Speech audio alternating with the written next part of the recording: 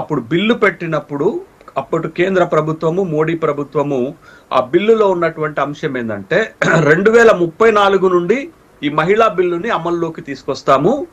ఈ బిల్లు అమల్లోకి రావటానికి ముందు జనాభా లెక్కల సేకరణ జరగాలి, తర్వాత నియోజకవర్గాల విభజన జరగాలి అనేది ఆ బిల్లులో ఉన్నటువంటి సారాంశం, ఆ బిల్లులో ఉన్నటువంటి నిబంధనలు. అయితే ఇప్పుడు ప్రభుత్వము తన వ్యూహాన్ని మార్చుకుంది, ప్రభుత్వం తన అభిప్రాయాన్ని మార్చుకుంది. 2034 నుంచి కాదు, 2029 సాధారణ ఎన్నికల నుండే, లోక్సభ ఎన్నికల నుండే ఈ మహిళా బిల్లు, మహిళలకు చట్టసభల్లో 33% రిజర్వేషన్ కల్పించే బిల్లుని అమలు చేయాలని అనుకుంటున్నారు. కాబట్టి ఇది సవరణ బిల్లు మాత్రమే. మనం గమనించాల్సింది ఇది బిల్లు కాదు, ఆల్రెడీ బిల్లు ఆమోదంలోకి వచ్చేసింది. ఆ సవరణలు ఏం ప్రతిపాదన చేస్తారంటే 2029 నుంచి తరువాత 2011 జనాభా లెక్కల ఆధారంగా నియోజకవర్గాల పునర్విభజన ఎట్లాగో జరుగుతుంది కాబట్టి అది పెడుతున్నారు. అది చిన్నపాటి సవరణలే.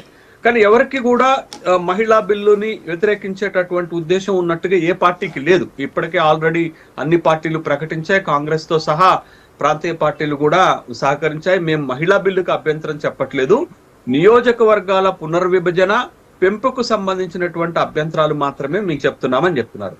సార్ ఒకసారి చూడండి, ఇప్పుడున్నటువంటి లోక్సభను గనక మనం ప్రామాణికంగా తీసుకుంటే 543 మంది మీకు లోక్సభ సభ్యులుంటే కేవలం 74 మంది మహిళలు మాత్రమే ఎంపీలుగా లోక్సభ సభ్యులుగా గెలిచారు. అంటే వాళ్ళ ప్రాతినిధ్యము మొత్తము సభలో 14%.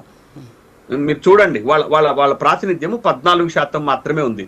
దేశంలో 4123 శాసనసభ స్థానాలుంటే మహిళలు కేవలం గెలిచింది 390 శాసనసభ నియోజకవర్గాలు మాత్రమే.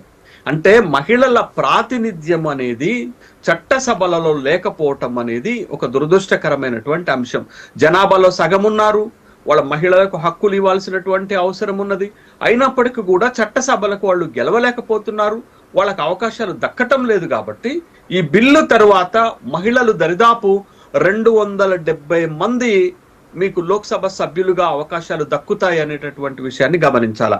అలాగే 2000కు పైచిలకు మహిళలు శాసనసభ్యులుగా గెలిచేటటువంటి అవకాశం ఉంది. కాబట్టి ఇది ఒక గొప్ప బిల్లు. ఈ బిల్లు పైన దేశంలో ఏ రాజకీయ పార్టీ కూడా అభ్యంతరం చెప్పదు. సాఫీగానే ఈ బిల్లుకు సంబంధించినటువంటి సవరణలు కూడా జరిగేటటువంటి అవకాశం చాలా స్పష్టంగా కనపడుతుంది అనేటటువంటి విషయాన్ని గమనించాల. కాబట్టి మన తెలుగు రాష్ట్రాల్లో కూడా మీరు చూడండి, 42 లోక్సభ స్థానాలు ఉంటే తెలుగు రాష్ట్రాల్లో మీకు ఆంధ్రప్రదేశ్ లో మహిళలు గెలిచింది 3, తెలంగాణలో గెలిచింది 2. అంటే వాళ్ళ ప్రాతినిధ్యం కేవలం 9.4% మాత్రమే ఉంది అనేటటువంటిది. తర్వాత మీరు శాసనసభలలో కూడా చూడండి, ప్రస్తుతం ఉన్నటువంటి తెలుగు రాష్ట్రాల శాసనసభల్లో కూడా మీకు తెలంగాణకు వచ్చేసరికి 119 శాసనసభ స్థానాలు ఉంటే మహిళలు గెలిచింది 10 మంది మాత్రమే, పట్టుమని 10 మంది మాత్రమే గెలిచారు. అదే ఆంధ్రప్రదేశ్ లో 175 శాసనసభ స్థానాలు ఉంటే గెలిచినటువంటి మహిళలు 22 మంది మాత్రమే. అంటే వాళ్ళకి ఒక ప్రాతినిధ్యం దక్కటం లేదు సార్.